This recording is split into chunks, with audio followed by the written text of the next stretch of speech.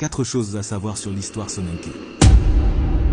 Les Soninké, avec les Kagoros, font partie des peuples les plus anciens d'Afrique de l'Ouest à avoir développé une forme de civilisation.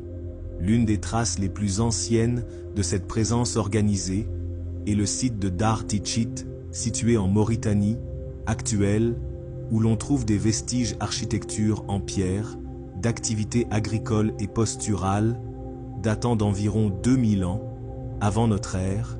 Cette région représente l'un des premiers foyers de sédentarisation en Afrique de l'Ouest, bien avant l'émergence du royaume de Ouagadougou et de l'Empire du Ghana. Selon l'historien El-Bakri, l'Empire du Ghana disposait d'une armée redoutable de 200 000 guerriers dans 40 000 archers, ce qui en faisait l'un des royaumes les plus puissants de son temps.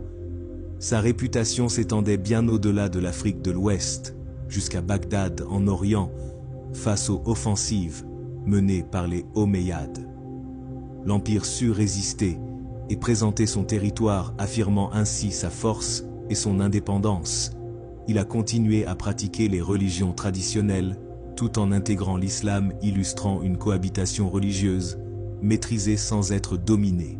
Les Soninké ont joué un rôle dans la fondation et l'expansion de l'Empire Mali, en tant que nombre affluent notamment à travers des figures comme Soundiata Keita.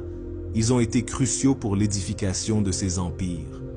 Soundiata Keita a fait venir des guerriers Soninké du royaume de Mems et aussi du Ouagadougou pour renforcer ses troupes lors de sa lutte contre le royaume du Soso. Ils ont aussi fondé d'autres royaumes puissants, comme le royaume du Zafounou et le royaume Soso. Ces royaumes jouaient un rôle majeur dans l'histoire de l'Afrique de l'Ouest, notamment en termes de puissance politique et de contrôle des routes commerciales. Ces royaumes ont été parmi les premières grandes entités à émerger.